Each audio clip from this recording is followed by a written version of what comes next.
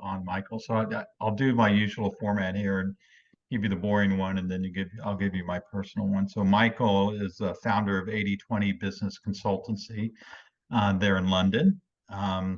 He's an international consultant in business performance and influence.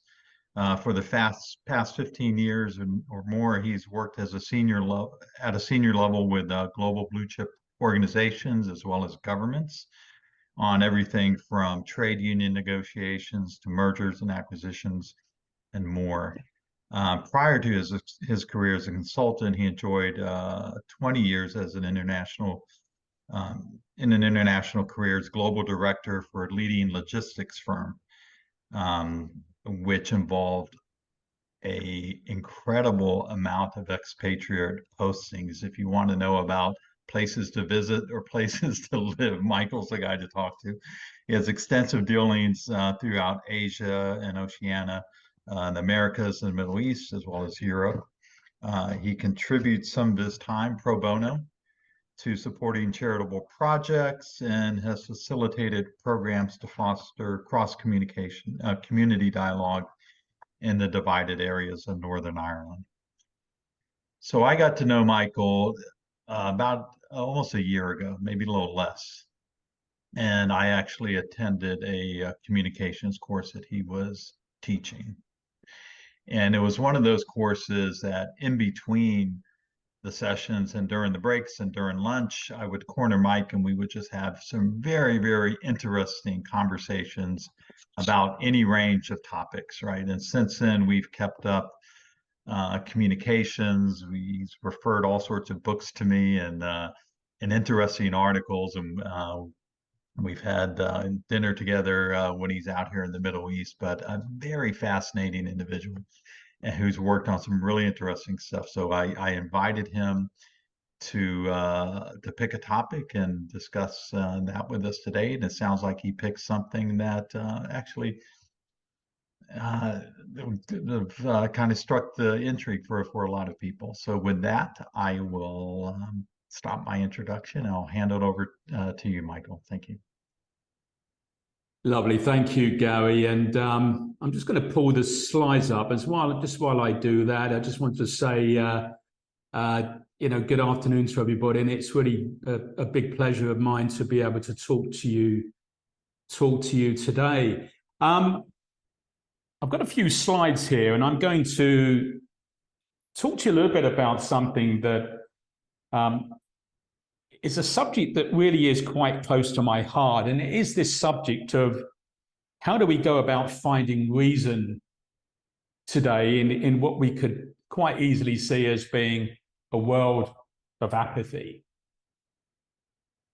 And it's in relation really to much of my work, current work in the Middle East, that I'd like to talk to you about this today, and specifically when driving change and dealing with inertia, when things look very bureaucratic and quite frankly, just damn hard. When you're trying to drive action or recommend change, and it's often impeded by this kind of sense of, well, what's the point? You know, thoughts like, just see if I can just get rid of some of these pictures here for a minute. There you go. Thoughts that prevail like things are never going to change higher up, or it feels like too much effort. Even what's the point? And we tend to see it the world over, don't we? We see apathy in democracies. Why vote? I mean, I think of my country, the UK, where the typical voter turnout is maybe 1 in 2. In big organizations, you get the feeling of it's all too bureaucratic. Because after all, doing anything at all requires energy, requires physical energy, of course, requires mental energy, requires emotional energy. And that's before we even do the part that actually could result or highlight or invite a risk, whether that is a perceived risk or it's actually a real risk that you face, a business risk or even a psychological risk. What if we get it wrong? What if it backfires on me?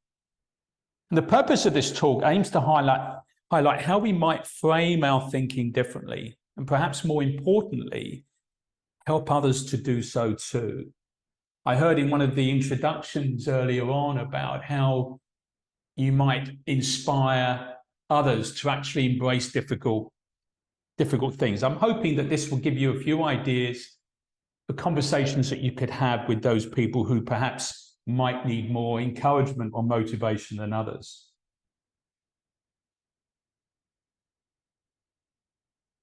It's important really because I think when we think about it as communicators, anything we do primarily is about aiming to influence somebody somewhere about something. And while the levers to do this will be various, the gaps in persuasion can still be many. And I hope what we'll talk about today will explore some of the hidden angles that exist and are still open to us if we're to tap into the ways that people think and use those to better persuade them to embrace the energy that's needed to keep pushing. And as a result, fight the natural inertia that we know can exist. And in doing so today, we'll also look at what I see as some rarely considered facts. Facts that, when they're understood, might just have a paradigm shift in the way that you can communicate with them. And the first fact, and one that might just help with this paradigm shift, is that all we can ever control is what we alone do. Now, it's profound, perhaps, but it really is as simple as that, much as we might like it to be different. Put another way, our own thoughts and feeling processes, the output from which is what determines what we do. We alone choose how to feel about something, think about something, and we alone act on that. Accepting, of course, that even the decision to do nothing is still an output, and which could, of course, so often hinge on our expectations of what will happen as a result. Our expectation, for example, is that it will make no difference at all, so why bother? Yet these expectations are inclined to be set in stone and in our minds, oblivious to the fact that life by its very nature is chaotic and, most importantly, beyond our control. So it's no wonder, therefore, why we are so often disappointed. We expect things that we can't ever control, nor will ever be able to. Let's now have a look at the chaotic state of things. Perhaps we can call it fact number 2. There's only ever one moment, and it's the one that we are in. A moment later is an entirely different state and is based on a collection of related and completely unrelated actions and decisions about which, as we've said, we've absolutely no control. The consideration of which, though, is rarely ever addressed. But why does that matter? Why is that important? Well, the human condition, certainly as I see it, is to seek certainty. And it's our discomfort with its absence that's so great and threatening that even when we're faced with its inevitability, we still choose to ignore it and we make our own reality. We make sense of what we see, what we interpret all around us. And where there are gaps in our understanding, we either assume or make up our own reality of what is missing. Usually, that's based on our past experience or indeed our reading of others' behavior. Now, the study of human bias, and I think we're all aware of the different biases that exist out there, but the study of human bias and its impact on how we act has long acknowledged that.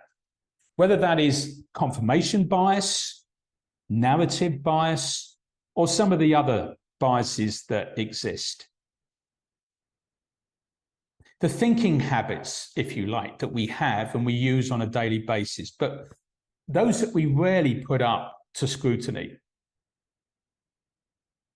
But let's not be too hard on the human condition, because in fairness, we also do this for good reason. We couldn't function without a set of habitual actions. And way back in 1870, William Franklin, who has been known as the father of American psychology, reckoned that as much as 90% of daily activities were habitual, unthinking, habitual actions formed in the subconscious mind.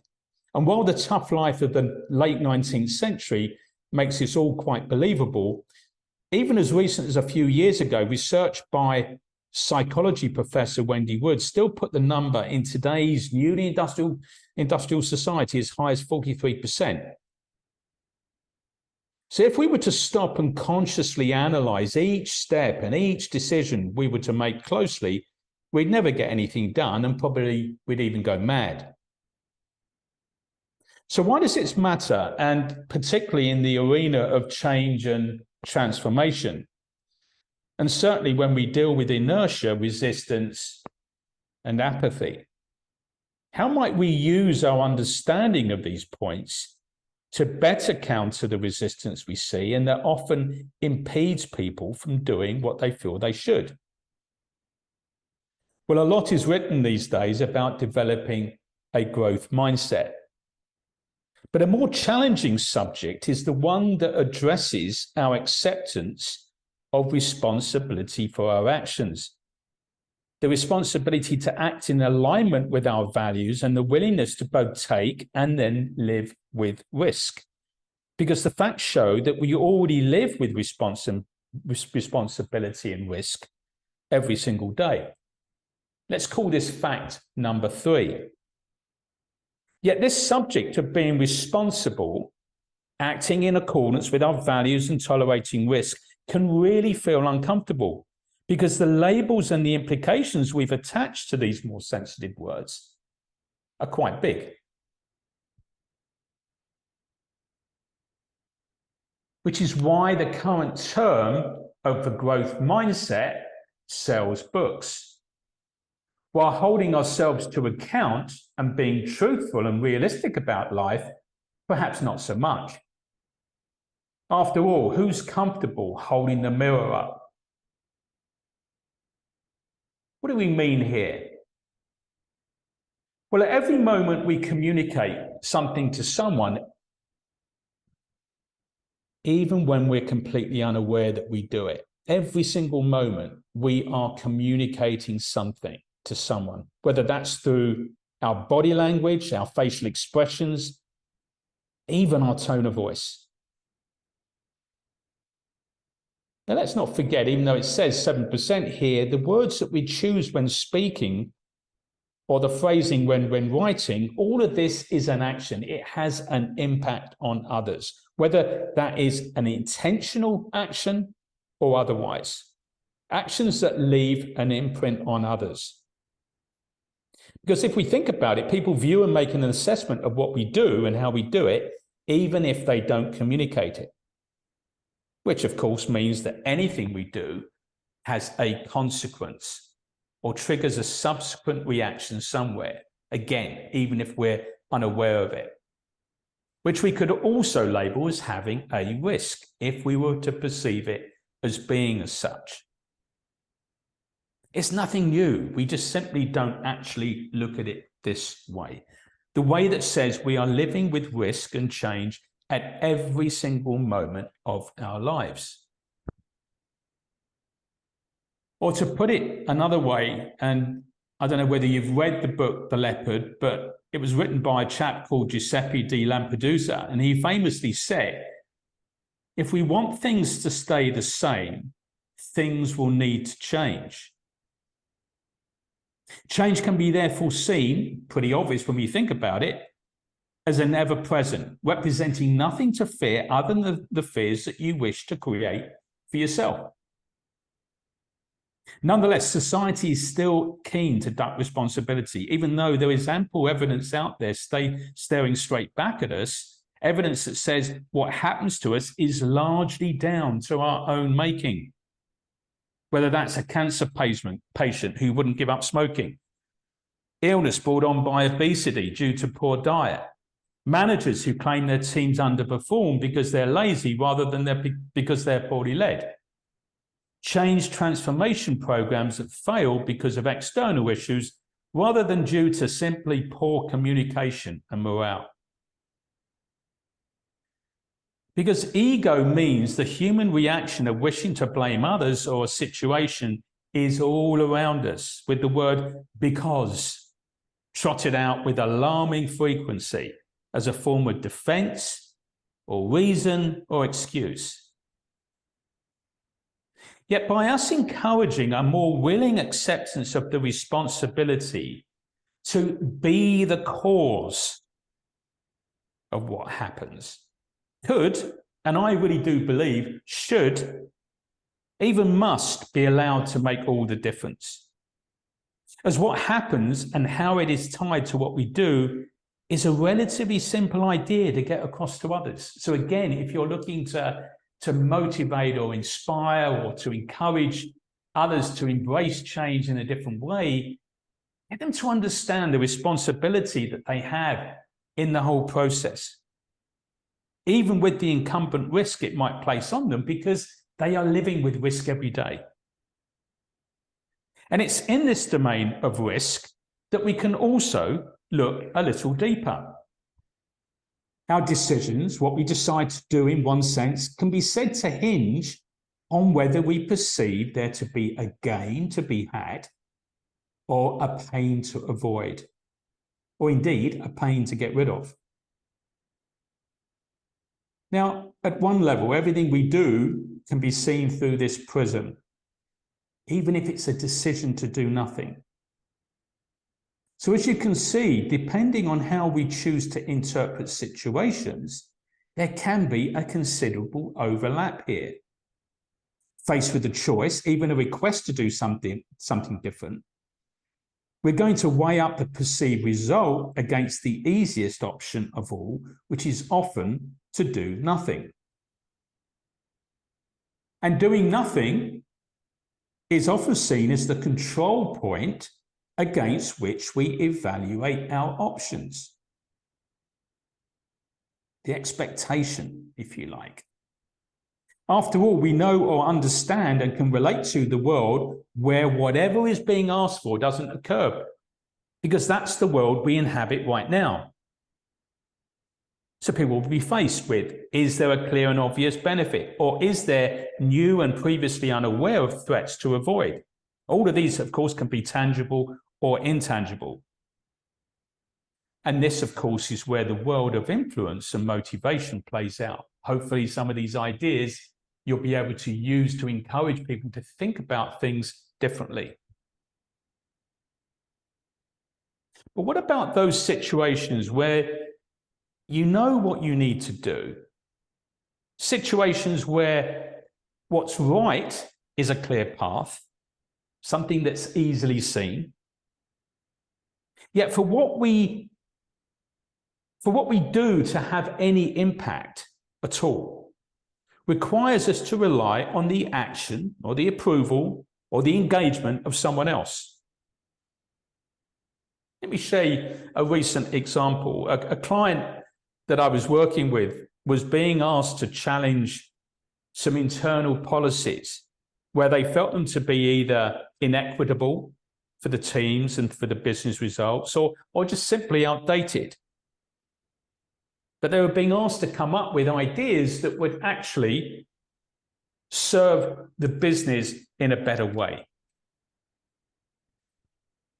They were very clear about what was needed,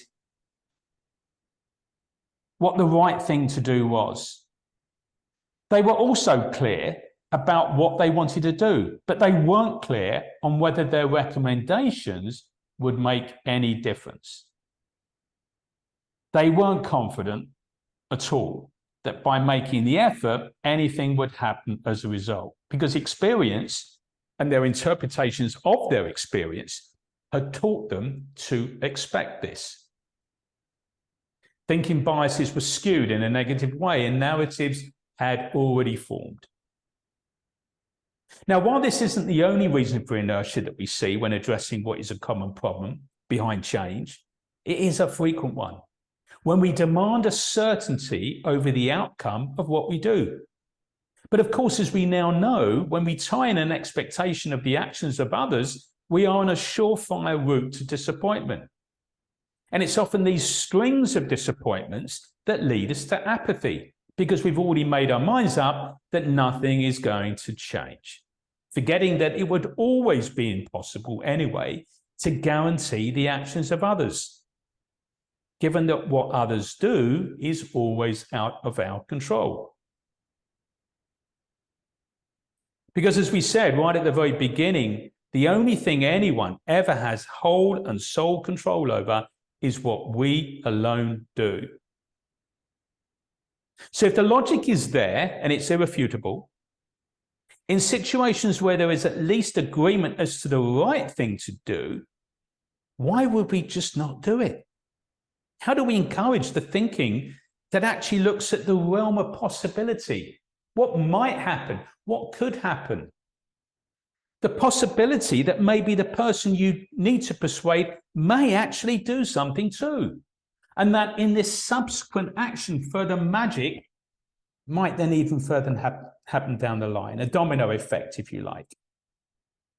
After all, who knows? Can anyone ever know? Of course we can't. We can only ever be comfortable in the knowledge that the only certainty is if we do nothing, nothing will happen. Let's now look at what we might reasonably call fact number 4, which is that unless we hear something that we have expected to hear, and which really meets with our agreement, our natural reaction is to question it. It's new, it's unexpected, we've not really yet processed it. It needs digesting. Now, there is some anthropological evidence to explain why our brains work this way. If our first ancestors started to walk this earth on 2 legs somewhere between 5 and 7 million years ago, the Homo sapiens first evolved as a species probably 300,000 years ago. And for 99.9%, if not more, of this time, our brains were conditioned to spot threat and risk in order for the species to survive. Now, there are many heavily researched reasons for why we have survived since, despite the physical threats that our relatively weak species has faced down. You think of dinosaurs and those other, horrible creatures that we've had to deal with over the last sort of many, many thousands of years. But one of the most prominent reasons for our survival is our ability to forward think and therefore evade danger. So it's therefore no great surprise then that our brains have developed in such a way that we will often, when faced with something new, fear the worst. What we might call negative bias. When we are in doubt, we'll say no. When something is new, different, or unexpected, we're skeptical, dismissive, even cynical. Because at least we feel a sense of comfort in where we are now. Whereas this new idea is in the future, it leaves us unmoored. We're unsure really what to make of it. So we're far more likely to be skeptical and say no.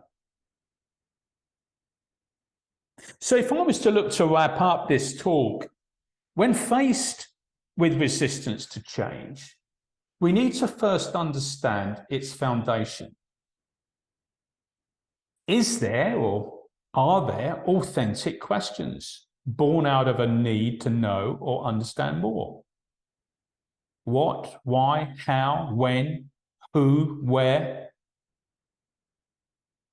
And is any denial or resistance reasonable based on having explored these further? We have to, of course, in any changing environment, satisfy authentic questions as to what is required and why. Or is the resistance and denial of the need to change, tactical, born out of a lack of conviction, whether that is it worth it? Am I at risk here? Do I have the energy? Now, while the authentic may later be backed up by tactical, which means to say that the answer to their authentic questions may still lead them feeling, you know what, I don't want to do this, so therefore they bring the tactical resistance in. We need to handle the questions in that order. But when the resistance or denial is tactical, we do need to explain life as it really is. A friend of mine who runs a big company calls it the come to Jesus moment. You know, you give the basics as they are. You don't sugarcoat them. You make things pretty clear. Now, in that particular situation, we need to help them. We need to coach them to understand how one step can lead to another.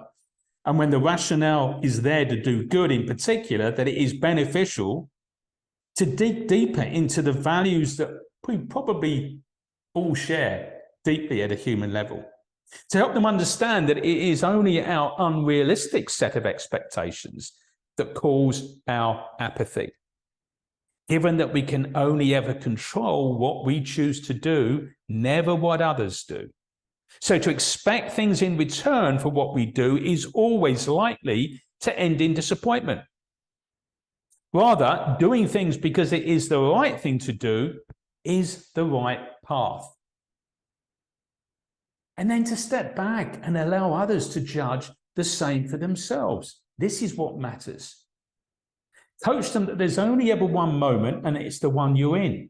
The next moment being subject to a whole new set of situations, again, over which you've no control other than the choice of action you decide. And that we already live with risk and responsibility comfortably, even if unconsciously, every day. Meaning that it's only our unreasonable conscious mind that is causing problems.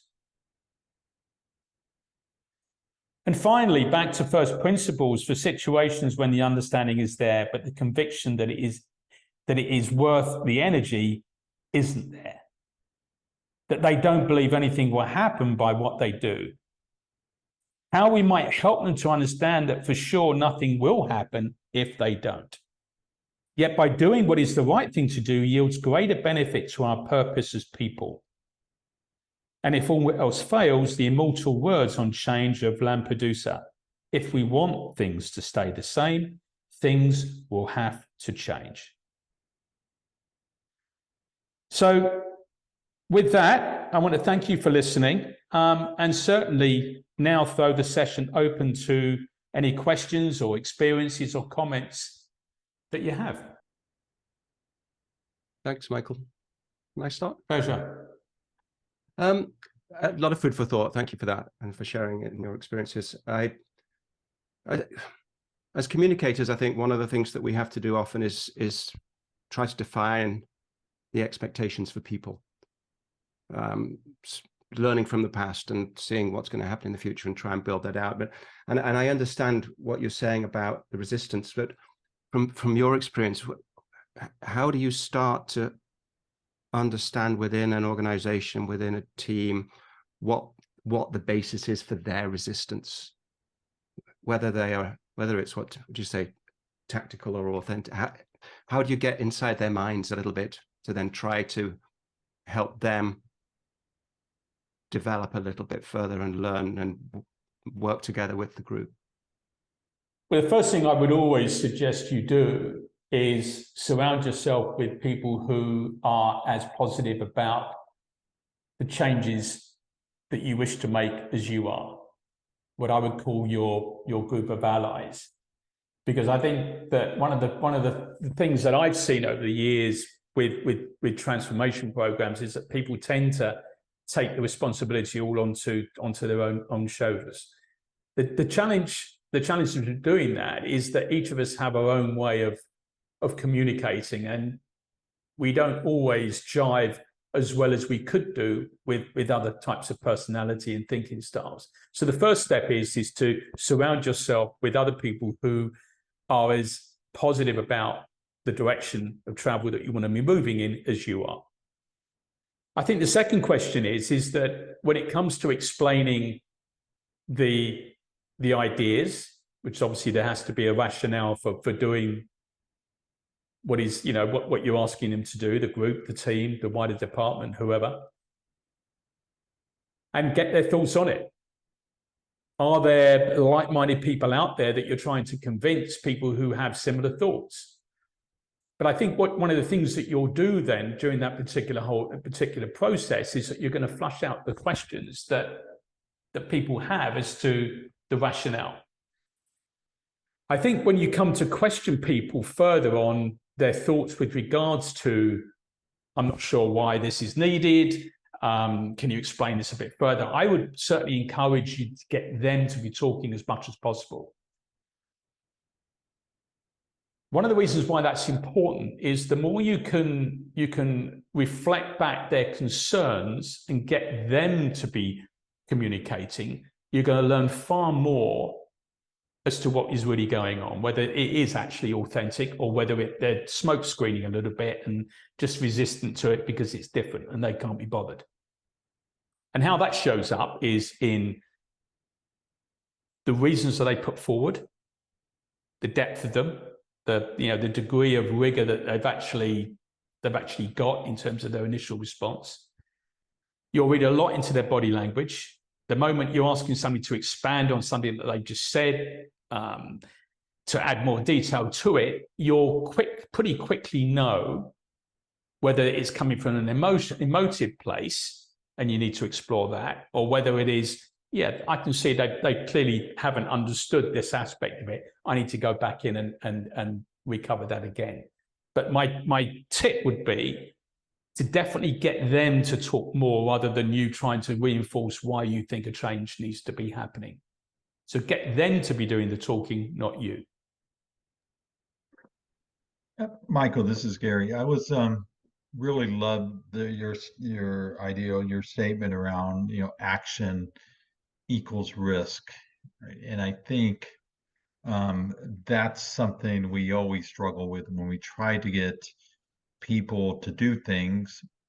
They quickly see the risk in it, and they are reluctant to do it.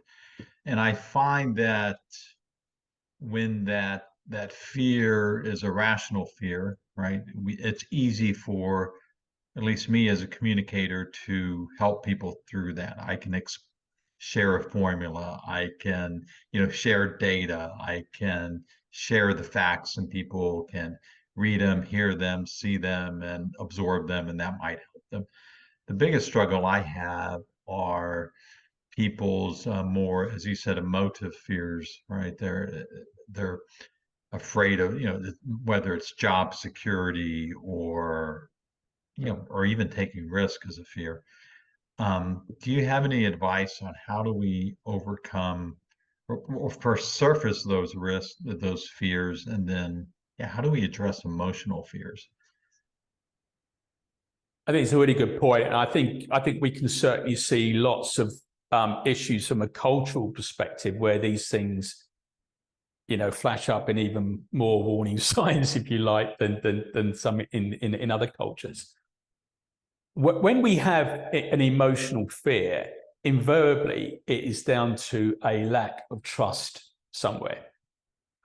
People don't have faith, don't have trust in a dialogue, a communication. They don't have trust in the organization. So to some extent, it is very difficult to get people to do something if they don't trust that it's actually at least not going to have a neutral effect in them. So I would always go back to, where change is being pushed from the top down. my first thing would be to push it back up again and say, look, you know, I understand the rationale for doing this. And I would almost, in a way, say, what do you think the reaction is likely to be at a ground level? And again, I'm going back to this whole notion of getting other people to actually looking to impose change, to actually explain what they think is actually going to happen, how easy it might be to take place. Because in most organizations, people who actually drive and come up with strategies and look to push for things for people to be doing, they tend to know the culture of the company that they operate in. But what you really need to be getting them to do is to become part of the trust building process. So there will need to be things that others will need to do that are going to be evidenced lower down an organization so people feel a little bit more comfortable. It is a huge issue and it is a huge challenge. But you'll never get people to do things if deep down they don't trust it's going to have a good outcome for them, or they believe there's a risk of the outcome not being positive. They'd much rather stay where they are. Because again, it's the fear of the unknown. So just to summarize that, I would always recommend in any environment, no matter what the culture is, that the question go back to say, look, you know, rationale's there, yes. Understand why it's important, yes. But in order for change to happen in any organization, that transition is what matters. And if people don't feel ready to do it, then they won't do it, no matter, what's happening out there.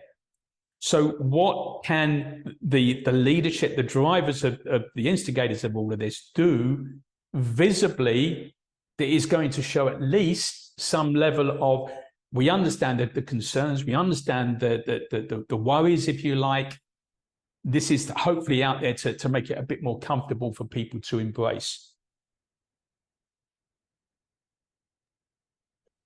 Puts the onus again on the instigators, the people coming up with a strategy to help with the delivery of the transition. Because when people are reluctant to embrace things, it's what they're expecting to happen, what the risk is, the psychological risk maybe, whether it is psychological risk from the point of view of, if I mess this up, I'm going to look bad, may lose my job, or I might look a fool because, I'm too slow at doing this, whatever it's going to be. How do you provide that blanket, if you like, that support that allows people to think, right, okay, I feel a bit happier now about going on this particular journey. Excellent. Thank you, Michael. So if anybody has a question, please feel free to voice them, or you can put them in the chat and we'll grab them from there as well. It's not really a question, but I think it's a really interesting topic, and it's been really good to hear your points and perspectives on, what's kind of going on there. One of the things I kind of notice is that when there's change, it often feels like this is being done to us, and it's easy for us as communicators to stay on the side of the leadership and those making the decision. And sometimes I think that we represent the people and their voice and their needs. I love what you say about that listening and really taking that opportunity to listen to what the people who we're trying to instigate the change with, that the ideas that they have, because I think these are real opportunities to listen for their beliefs and values and those things that are kind of under the surface. What we're seeing in that emotional bursts of the reactions to change are indications of some of the things that are below the surface. And one of the things that I think are essential for us to really think about is how we bring in a sense of purpose and bring in like a bit more of something that people can get behind besides the change. Like, well, what do we agree on? What do we know are the things that we all believe in? And it's funny that change that we think is in line with our purpose and our beliefs and our values, we can get behind that. Things that, like, I want the next iPhone, or I have Samsung. I'm so not. But you know, we want the next thing, the next technology. We want to be progressive. We want those things, and yet we get stuck when it's something that's out of our comfort zone, because it's like triggering something emotionally. And I think it's really a good kind of thinking space now to kind of go, oh, what else is there as communicators that we're doing to not just hear their voice, but genuinely want to connect with the beliefs that they have. Like, it's great to make that space, but we have to mean it when we listen. So absolutely. Well, one of the things that in the negotiation work that I like to sort of spend a lot of time on is this whole idea of building first the common ground before talking about the difference. Because as human beings, and as we just talked about earlier in the presentation, we listen for variance. We listen for things that doesn't quite fit with how we see things. And then the temptation is to jump straight in and wrestle with that. You're absolutely right, Chaya. The more we can start with, what are we all here for as a company, to be successful? Somebody somewhere within the organization has decided, in order to be successful, it's going to be really good if we start to do this.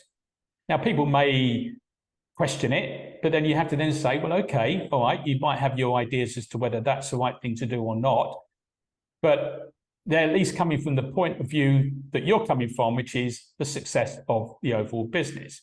So what might have led them to decide that doing X, Y, Z could be a good thing? So you shift the focus away from, oh, I don't want to do that, to, okay, I hear that. Let's come back to that a little bit later. But what might they have thought was a good reason to do this, given the fact that we both sides, if you like, want success? So getting them to be thinking in their shoes. It develops a conversation along a little bit further, and hopefully ties them more into the reason why things might need to change. But the beauty of doing that is that people are far more likely to say, well, look, yeah, I kind of sense that, but it'd be much better if we did this bit instead of this bit. And that in itself is change. Now, okay, it becomes a negotiation. It may be what you're being asked to implement is pretty much set in stone. You haven't got much wiggle room. So you have to be a little bit careful that you don't allow it to sort of kind of stray out here. You set the parameters. But I think we're probably all adept enough to being able to work out where those parameters need to be. But you focus on, there's a desire for some sort of change. Success is our common ground. How might we sort of find a way to navigate that? I have a comment. Can everybody hear me? Yes, you can. Okay, great. Michael, one of your slides is about how where we stand with our kind of our negative thought process is what we need to survive, but it's the positive that causes us to thrive. And as communicators, I think we do spend a lot of time hearing the pushback and the negative current state.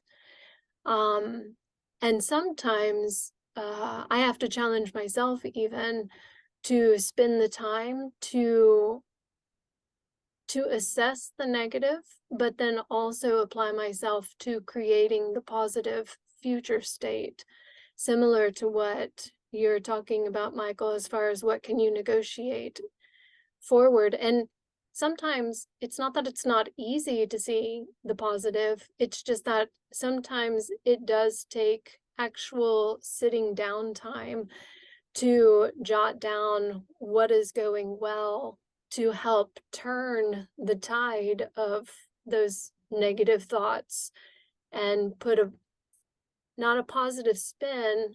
I kind of wanted to say to put a positive spin on it because that's the common English phrase, but to see things in a little different light, such that the same scenario then appears positive.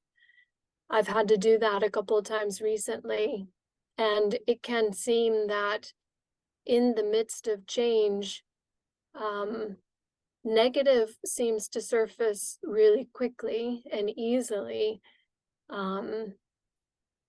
but that dedication to what is positive is what can help get everybody over the finish line when it comes to a change project.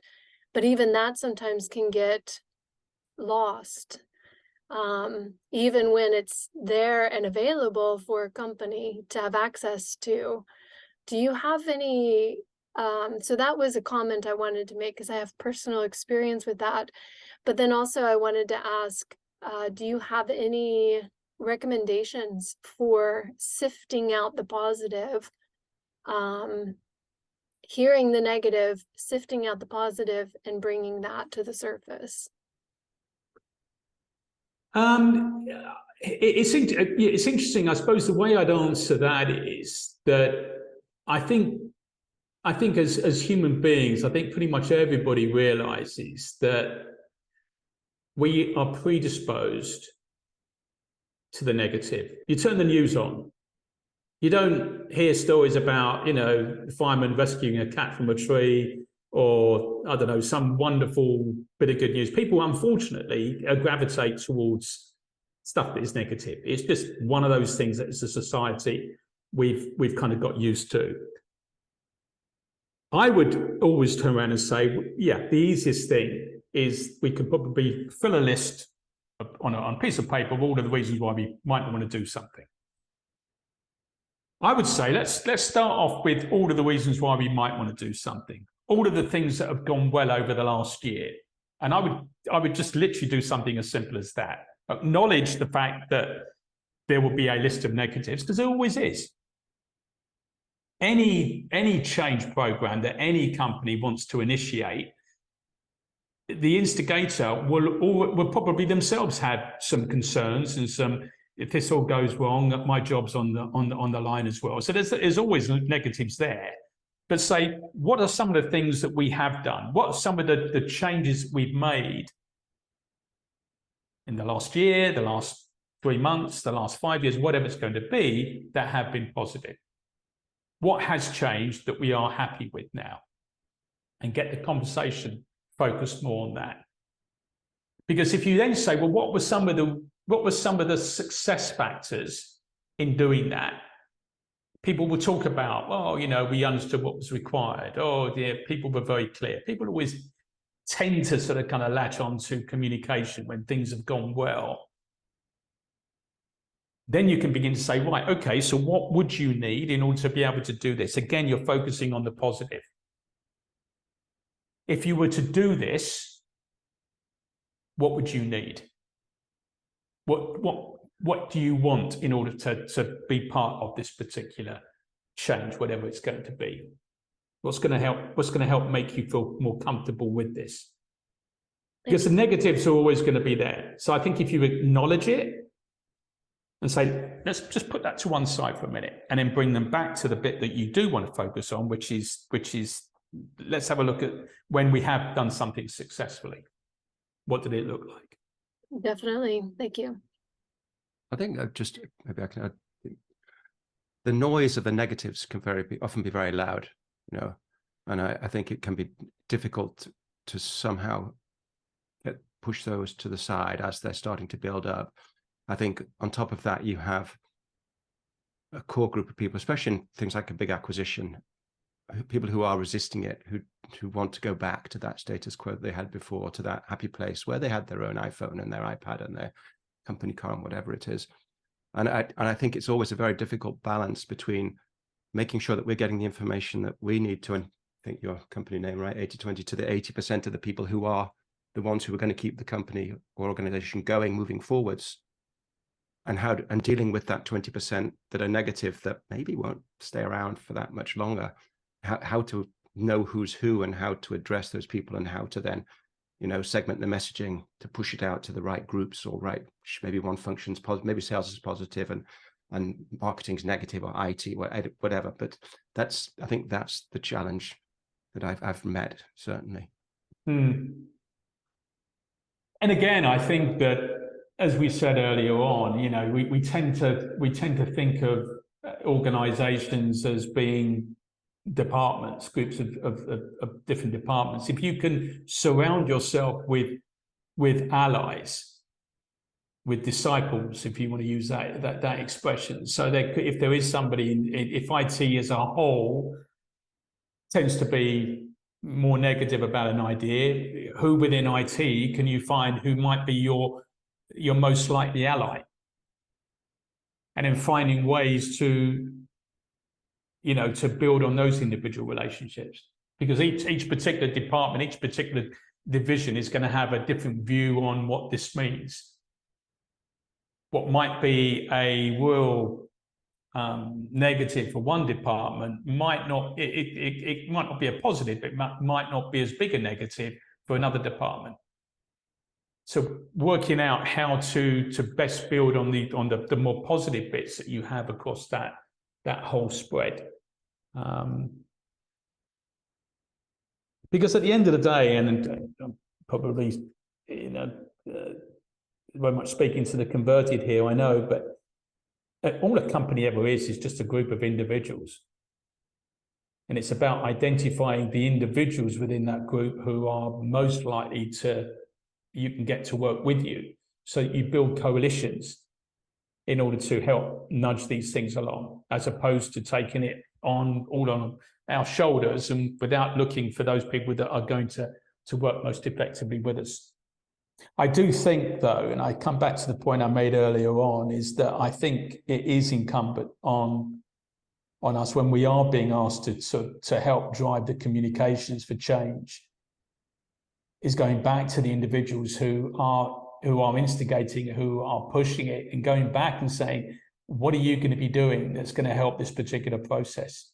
Because at the end of the day, when people are resisting, it's because something is missing.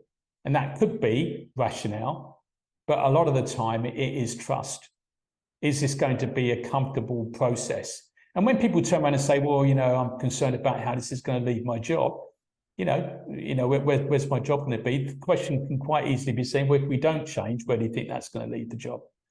It's it's a toughie, but sometimes you have to say, well, look, there's no surefire guarantee here. What do you think is going to happen if you don't? Excellent. Well, thank you, Michael, for your presentation. Thank you, everyone, for the great discussion and the questions and the comments. We're at the end of the hour, so we'll go ahead and close now. But again, thank you, Michael, and again, thank you for all the attendees. We will capture this recording and do some quick editing to clean it up, and then we will post it on the IABC Amino website. Perfect. So